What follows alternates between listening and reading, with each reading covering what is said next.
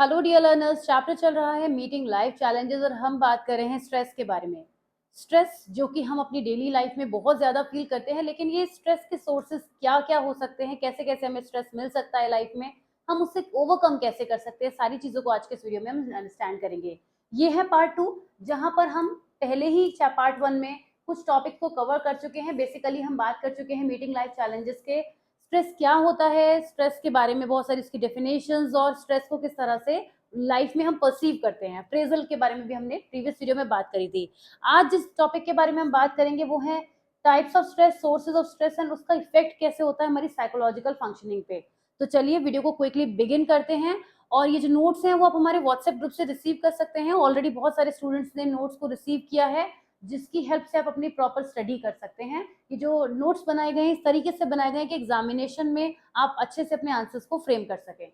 सबसे पहले शुरुआत करेंगे टाइप्स ऑफ स्ट्रेस के साथ में, जिसमें कि हम ये अंडरस्टैंड करेंगे कि स्ट्रेस तो बहुत सारे टाइप के हो सकते हैं। स्ट्रेस भी बहुत सारे टाइप के हो सकते हैं और स्ट्रेसर्स भी बहुत सारे टाइप के हो सकते हैं। दो वर्ड हैं, पिछले वीडियो में समझ के आए थे। स्ट्रेस की जब हम बात करते हैं तो stress is a process. Okay, stress जो होता है वो एक ट्रांजैक्शनल प्रोसेस होता है, जिसको हम फॉलो करते हैं या कहें कि वो होता चला जाता है हमारे साथ में। वो प्रोसेस हम नहीं चाहते कि हम स्ट्रेस में रहें, लेकिन ये प्रोसेस हमारे साथ होता चला जाता है। जबकि जो स्ट्रेसर्स होते हैं वो बेसिकली वो स्टिमुलस या इवेंट्स होते हैं,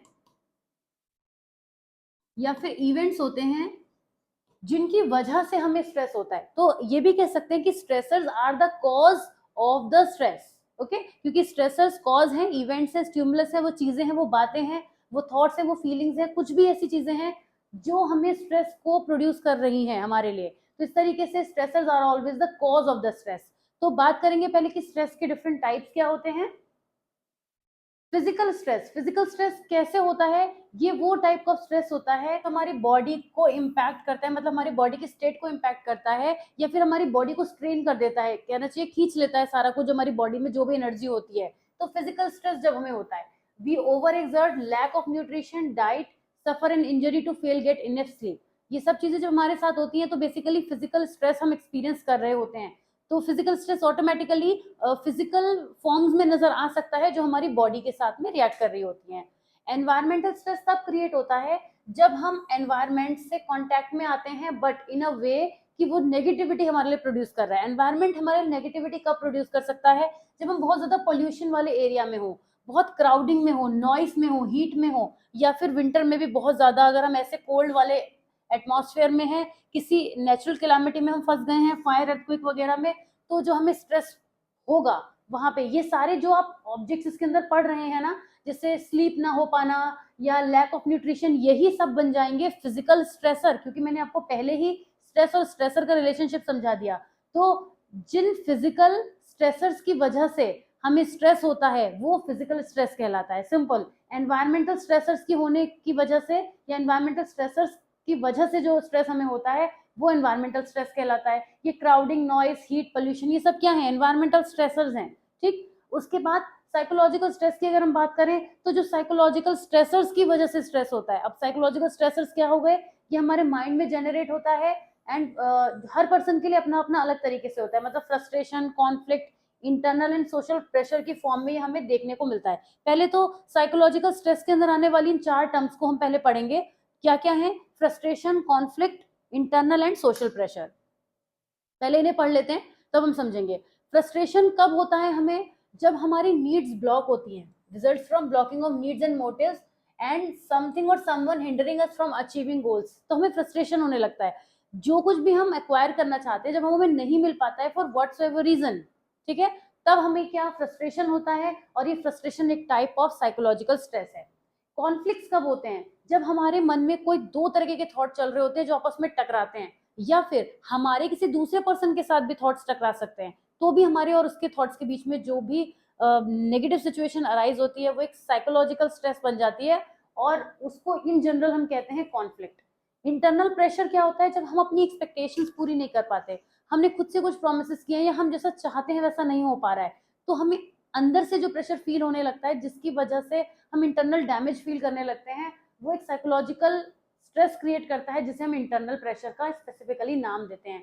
सोशल प्रेशर तब अराइज होता है जब हमारी सोशल, फैमिली, कम्युनिटी या जिन लोगों के साथ हम वर्क करते हैं उनके साथ किसी भी तरीके का इंटरपर्सनल कॉन्फ्लिक्ट हो जाए या पर्सनैलिटी क्लैश हो जाए, सोशल प्रेशर तब अराइज होता है। या फिर उनसे हमारे थॉट्स ना मिले, जैसे आप किसी वर्क प्लेस पे वर्क करते हैं या आप किसी स्कूल में पढ़ रहे हैं, तो आपके फ्रेंड्स के साथ होने वाला जो भी आपका मेंटल क्लैश है वो सोशल प्रेशर में कन्वर्ट हो जाता है, ठीक है ना, क्योंकि आपको उनके बीच रहना भी है और फिर वो जो कर रहे हैं वो सहना भी है, तो ये प्रॉब्लम जो है थोड़ी सी टैकल करनी मुश्किल हो जाती है। और जैसा वो हमसे एक्सपेक्टेशंस रखते हैं वैसा बिहेव हमें करना पड़ता है, तो क्या होगा, सोशल प्रेशर क्रिएट हो जाएगा। मतलब जब हम खुद से अपनी एक्सपेक्टेशंस को पूरा नहीं कर पाते तो हम कैसा प्रेशर फील करते हैं, इंटरनल। पर जब हम आउटसाइड वर्ल्ड की एक्सपेक्टेशंस को पूरा नहीं कर पाते तो वो सोशल प्रेशर बन जाता है। जैसे हमारे पेरेंट्स तो चाहते हैं कि हमारे इतने परसेंट मार्क्स आए, लेकिन हम उतना पढ़ नहीं पाते हैं, उतना हमारा कैपेबिलिटी नहीं है, तो जो हमें प्रेशर फील होगा वो सोशल प्रेशर कहलाएगा।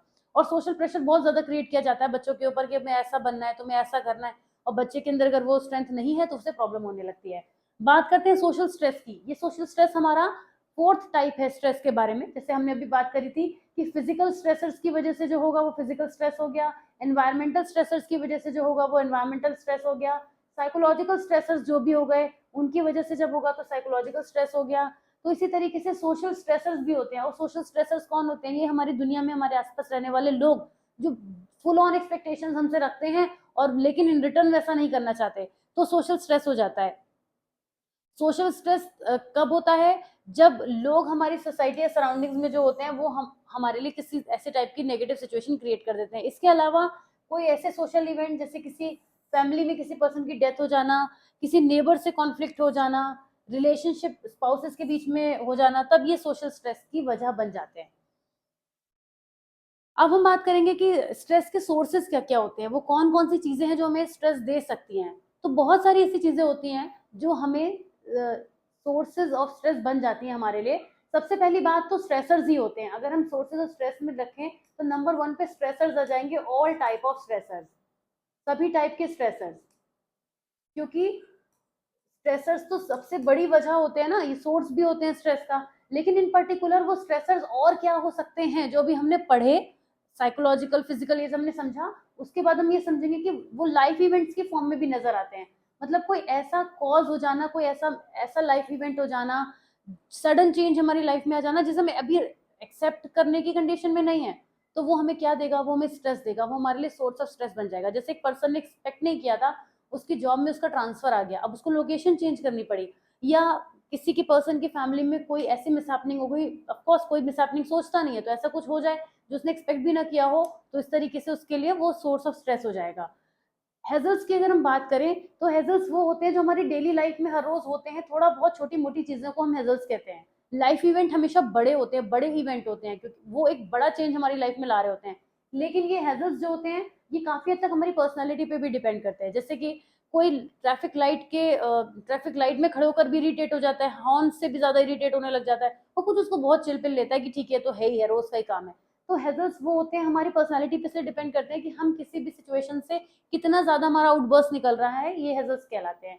और कुछ भी छोटी मोटी बातें, जैसे कोई हमसे जोर से बोल दे तो हम इरिटेट हो जाते हैं, या फिर किसी को पानी का शोर भी ट्रबल कर देता है, किसी को वही चीज बहुत कामिंग लगती है, रिलैक्सिंग लगती है।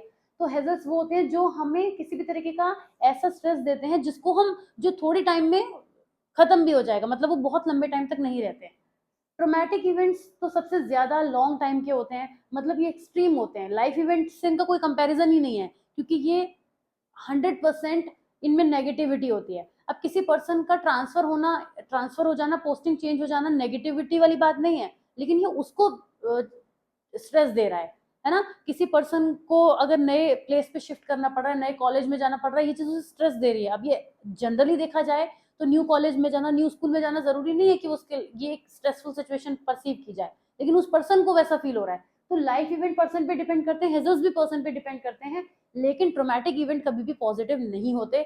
ये एक ऐसा बड़ा चेंज ला देते हैं पर्सन की कॉग्निटिव स्टेट में, मेंटल स्टेट में, कि पर्सन बहुत ज्यादा बदल जाता है। जैसे किसी पर्सन, आपने कई सारे ऐसे वीडियोस देखे होंगे या कुछ ऐसा न्यूज में हमें देखने को मिलता है कि कुछ लोग जो है वो पानी में राफ्टिंग करने के लिए गए और कुछ ऐसी मिसहैपनिंग हो गई, तो अब उनकी फैमिली के लिए वो सिचुएशंस, वो लोग, वो पानी और वो जगह सब कुछ ज्यादा ट्रोमैटिक हो जाएगा।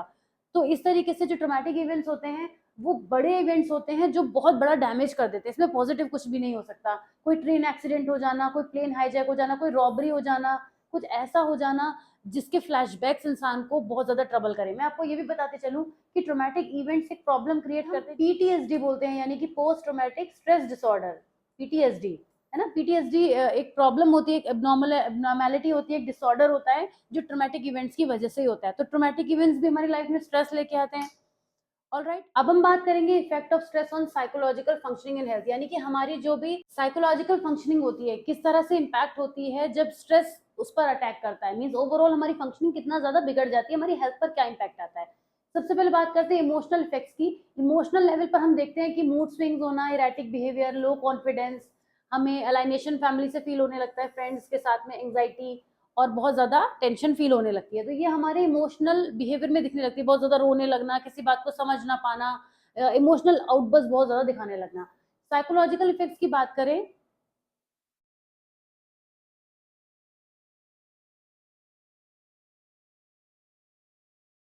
फिजियोलॉजिकल इफेक्ट्स की बात करें, it should be physiological. Under physiological stress, again physiological stress में जब पर्सन होता है तो हमारी बॉडी जो कुछ हार्मोन्स होते हैं जैसे एड्रेनलिन और कार्टिसोल, इनको बहुत ज्यादा एक्सेस में प्रोड्यूस करने लगती है, जिसकी वजह से हमारी फिजिकल एक्टिविटीज जो है वो बिगड़ने लगती हैं। हमारी बॉडी की जो फिजियोलॉजिकल सिस्टम है, जैसे बीपी होना या कोई भी और फिजिकल एक्टिविटीज जो होती है वो इफेक्टिव होने लग जाती हैं। बॉडी लेजी होने लग जाती है, हम किसी काम को अच्छे से करना नहीं चाहते, हमें स्लीप पैटर्न में भी हमें डिस्टर्बेंस देखने को मिलता है, नींद बहुत ज्यादा आने लगती है, नहीं भी आती है। तो इस तरीके से हमें बहुत सारे स्ट्रेस फिजियोलॉजिकल लेवल पे देखने को मिलते हैं।